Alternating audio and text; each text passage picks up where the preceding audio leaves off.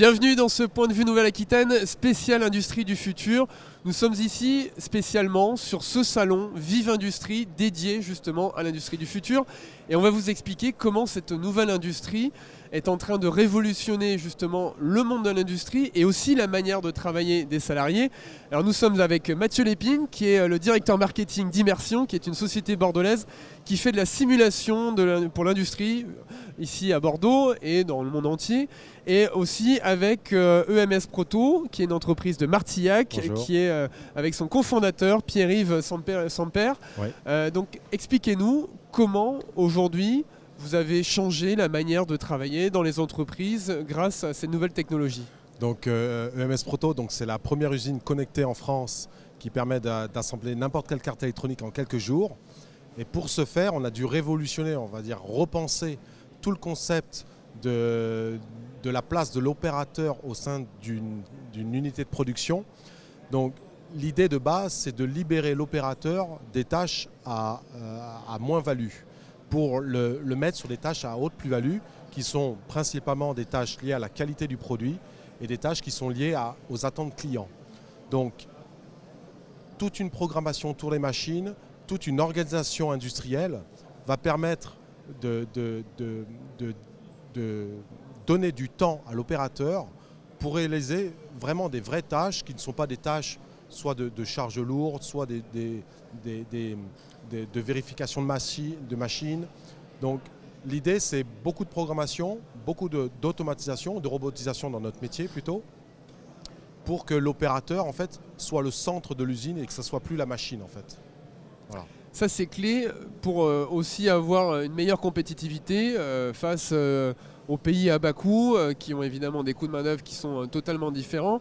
Et c'est la seule manière aussi pour l'industrie française de s'en sortir dans une compétition qui est mondiale. Alors, oui, mais ce n'est pas le premier but recherché. Le premier but recherché, c'est de mettre l'opérateur au centre de l'usine pour développer son bien-être.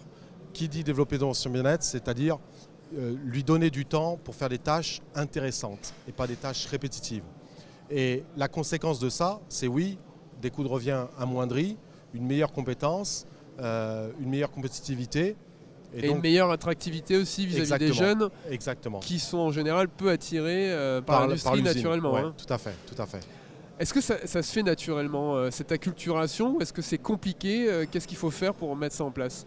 Alors, pour notre cas personnel, avec mon associé Damien Michaud, on est parti d'une feuille blanche. Donc en fait, on a tout repensé autour de ce concept. On est issu en fait de l'industrie électronique, moi dans la conception et Damien dans l'industrialisation. Et on a tout repensé, une nouvelle usine avec les nouvelles façons de faire. Donc on n'avait aucun jugement, aucun tabou. On a tout cassé, construit, déconstruit plusieurs fois pour arriver à ce qu'on est aujourd'hui. Merci Mathieu Lépine. Vous à Immersion, vous travaillez sur les outils qui permettent de faciliter le passage à l'usine du futur. Vous avez des outils notamment de réalité virtuelle, mais aussi des tables tactiles collaboratives. Absolument. Alors, quelle est la palette justement d'outils que vous avez mise en œuvre? Alors, nous à Immersion, nous développons et nous concevons donc des solutions immersives et collaboratives pour l'industrie et le monde académique également. Des solutions qui sont pensées à des fins de formation, de conception, d'industrialisation, et également de communication ou encore d'aide à la vente. La palette d'outils elle est très large. Effectivement, on s'adresse beaucoup au public industriel qui ont des besoins variés. À la fois dans le cadre ici, c'est l'usine du futur. On est là pour réinventer ou inventer la nouvelle usine, l'usine de demain. Comment est-ce qu'on invente l'usine de demain? Eh bien, ce sont en partie des solutions qui sont des solutions aujourd'hui de réalité augmentée. C'est-à-dire on vient augmenter l'opérateur, augmenter sa capacité à interagir avec sa machine, par exemple. C'est-à-dire qu'on est capable, par exemple, dans le cadre de la maintenance aéronautique ou autre, d'avoir, grâce en fait aux lunettes en réalité augmentée, de voir tout simplement pour l'opérateur ce qu'il doit faire et d'avoir accès en fait directement à la notice Exactement. de la démarche qu'il doit réaliser, quoi. En fait, ce qui est intéressant avec cette technologie, et vous l'avez dit également, on n'est pas là pour remplacer l'utilisateur, surtout pas remplacer l'opérateur, mais nous, notre credo, c'est de le remettre au cœur des décisions. C'est-à-dire, c'est un expert, cet opérateur, et on doit l'aider à être plus efficace. Et pour cela, on invente des solutions qui lui permettent, sans qu'il s'en rende compte forcément, mais en tout cas d'être beaucoup plus focalisé sur ses tâches et sur sa compétence et sur son expertise. On dit et on explique qu'on réduit en fait sa charge cognitive. Donc tout ce qui était en fait improductif est mis de côté et remplacé par une aide qui va être une aide visuelle pour qu'il puisse se focaliser sur ce qui est important et sur sa compétence, son expertise. Et ça c'est valorisant à deux aspects. D'une part parce qu'il garde et il conserve son expertise, c'est avant tout ça qui est important. Encore une fois, on ne cherche pas à le remplacer. Et en plus, on le fait avec des outils qui sont des outils modernes, des outils qui vont lui donner envie et je parle surtout pour les plus jeunes, de venir dans l'industrie. L'industrie, c'est pas du cambouis, c'est pas la saleté, c'est pas que des machines qui font du bruit. Aujourd'hui, quand vous allez visiter une chaîne industrielle, en général, c'est extrêmement propre, c'est très bien organisé. Et très numérique. C'est très numérique. Il y a des tablettes, il y a plein d'outils un peu partout numériques. Donc la réalité augmentée en fait partie. Les outils interactifs tels que notre suite logicielle Sharing, qu'on utilise sur des écrans interactifs ou sur des tables interactives, en font partie également et sont des outils qui vont donner envie aux équipes de mieux travailler ensemble. Et ça, c'est la clé aussi. On est sur des équipes qui doivent travailler ensemble. On n'est pas chacun dans son coin. On parle souvent de désiloter, et c'est vrai, c'est une vraie problématique dans les industries. Il faut que le marketing parle avec la production, que la production parle avec la finance, etc. Et tout donc, ça veut dire aussi une nouvelle manière de manager derrière. Absolument. On est beaucoup plus transverse du coup. Nos logiciels sharing sont pensés pour être transverses, pour faire en sorte que toutes les personnes s'assoient, j'allais dire même littéralement autour de la table numérique, pour pouvoir interagir avec les contenus, prendre de meilleures décisions ensemble. Et au-delà de ces aspects, on va dire productifs, qui sont indéniables, qui sont importants évidemment, il y a tout l'aspect aussi attractivité. Encore une fois, ce sont des outils qui vont donner envie aux équipes de travailler dans des entreprises qui sont plus modernes, plus innovantes, et surtout ce sont des outils qui vont leur permettre de révéler leurs talents. C'est-à-dire que là où on était avant sur des outils qui étaient derrière lesquels on se cachait, où en fait on pouvait rester dans le fond de la salle de réunion en étant, on va dire, discret et en se faisant tout petit, là on a des outils qui nous permettent justement de montrer notre savoir-faire et de s'exprimer et de libérer la parole. Et ça c'est important aujourd'hui aussi dans les entreprises. C'est ce que vous avez constaté chez vous aussi à EMS Proto ? C'est tout à fait ça, c'est vrai que c'est exactement ça. Voilà, le discours, tout a été dit, très bien dit. Et effectivement, l'opérateur, c'est la clé. On n'est pas du tout dans l'idée de le remplacer, mais de l'augmenter. Et effectivement, pour les jeunes, Mais est-ce qu'il y a eu dans un premier temps un mouvement repoussoir en disant attention, on ne veut pas que ces robots nous piquent notre travail ? Oui, naturellement. Mais c'est. Et qu'est-ce qui a fait qu'il y a eu ce déclic que les salariés se sont dit non, finalement, c'est quand même pour notre bien. Parce qu'à terme, ils ont vu en fait l'intérêt que ça leur a donné. C'est-à-dire qu'ils ont vu que ce n'était pas, entre guillemets, de l'espionnage, ce n'était pas du remplacement. C'était réellement pour les aider. Voilà, et maintenir aussi leur emploi. Et ça aussi, c'est indirect, c'est la conséquence. Et effectivement, le management a changé et le manager est là en fait pour aider son opérateur à atteindre ses objectifs. Et est-ce que le manager s'adapte facilement ? Oui, on peut, c'est vrai. Mais ça prend du temps aussi, ça nécessite des formations. Parce que c'est une culture de gestion d'hommes qui est vraiment différente. C'est qu'on n'est plus dans du reporting à outrance, on n'est plus dans... Voilà, tout ça est déjà fait de toute façon par le logiciel. C'est déjà fait. Et maintenant, l'idée, c'est qu'est-ce que je fais de toutes ces données et en quoi je peux les utiliser pour augmenter le bien-être de mon opérateur et l'efficacité de son poste. Voilà. Et que vous demandent aujourd'hui les salariés ? Encore plus. Ils vous demandent quoi ? Encore plus de technologie ? Plus de technologie, encore plus de robotisation. Ça permet tout ça que l'opérateur il soit investi et qu'il ait réellement pris conscience de son rôle et que son rôle a une importance et que c'est pas une suite de numéros, c'est pas une suite d'opérations qui est menée, c'est qu'il est au centre de ces opérations et lorsqu'il n'est pas là, il manque un maillon dans la chaîne. Voilà. Et qu'est-ce qu'ils recherchent pour améliorer leur bien-être principalement ? Si on doit mettre 3 critères Je dirais l'intérêt du poste, c'est que voilà, c'est l'intérêt. Oui, on parle aujourd'hui d'un public, notamment qui arrive sur le marché de l'emploi, qui est en quête de sens. Ouais. Oui. Et c'est vrai que... Et qui ne reste pas longtemps souvent, qui reste rarement plus de 3 ans aussi dans les entreprises. Oui, je pense Sachant que pour c'est la vie l'entreprise, ça a un d'ailleurs coût, de l'entreprise, effectivement. Mais de former ces jeunes générations qui partent parfois 3 ans après, c'est quand même délicat à gérer pour une entreprise. Alors c'est vrai que on a peut-être des chances dans nos entreprises d'avoir des métiers qui évoluent souvent avec des technologies qui sont mouvantes et qui font que peut-être que les salariés restent plus longtemps, qu'il y ait moins de turnover. C'est aussi cette chance, je pense, quand on est dans le numérique et dans les nouvelles technologies, de encore plus fidéliser. Et cette quête de sens est importante effectivement. C'est quelle est la mission, quelle est la raison d'être aussi de l'entreprise. Et c'est pour ça que quand on est une entreprise comme la nôtre, comme la vôtre, je pense qu'on est là aussi pour manager pour trouver la raison d'être qui va aussi donner un sens à l'entreprise et donner aux jeunes générations notamment qui nous rejoignent de se dire je comprends pourquoi je travaille dans cette entreprise, je comprends le but à atteindre, j'y adhère ou je n'y adhère pas, mais à la limite je le connais avant en fait. Voilà. Et quelles sont les industries qui ont adopté le plus vite ces outils? Parce que ça fait quand même depuis la fin des années 90 où vous êtes sur de la simulation 3D pour l'industrie. Les acteurs industriels, on va dire pionniers, sont, et c'est les acteurs qu'on connaît bien dans la région de Nouvelle-Aquitaine, c'est le monde de l'aéronautique et l'aérospatiale, notamment, et évidemment l'industrie automobile. On a connu, donc nous, Immersion existe depuis 1994, on n'est pas une start-up, on parle même plutôt de start-up vintage. Mais ces technologies existent depuis très longtemps, depuis plus de 30 ans, et aujourd'hui se démocratisent. Et elles deviennent l'apanage en fait maintenant de toutes les entreprises à la fois industrielles, mais pas uniquement dans le domaine de la santé. Dans le domaine de la formation, on touche tout le monde. Donc c'est vraiment très varié. Alors il y a un projet qui est intéressant que vous êtes en train de mettre en place à EMS Proto aussi, c'est l'usine remarquable. Oui, tout à fait. Ouais. C'est un nouveau projet pour aussi une autre manière d'enseigner. Alors expliquez-nous concrètement parce que c'est intéressant. L'usine remarquable, c'est un projet très ambitieux. Qui est mené avec le cluster Aquitaine Robotique, la région et beaucoup d'autres intervenants, l'ENSERB, des gens comme ça.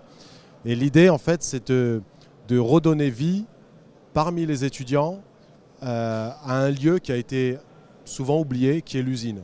Et donc, c'est au sein d'une usine, disposer d'un lieu où des collégiens, des étudiants, des futurs ingénieurs, des doctorants et des professionnels de l'éducation, des professeurs, mais aussi des professionnels du métier, peuvent se rencontrer, organiser des sessions de cours, des travaux pratiques, là le terme prend réellement plein son sens, tout ça au sein d'une usine. Donc nous, à EMS Proto, on a dédié ce qu'on appelle une mezzanine, c'est-à-dire qu'en fait, notre usine, c'est un grand plateau de 3000 m² et on a mis au milieu un box complètement en verre où à l'étage, il y a une salle dédiée à ça et les gens qui viennent échanger sur un savoir théorique voient directement la conséquence de ce savoir théorique sur l'usine. Et donc, vous allez pouvoir accueillir combien d'étudiants? Alors l'objectif, c'est une salle à peu près de 40 personnes pour avoir une classe normale. L'objectif, c'est aussi d'être sur le partenariat entre le monde de l'éducation et l'usine.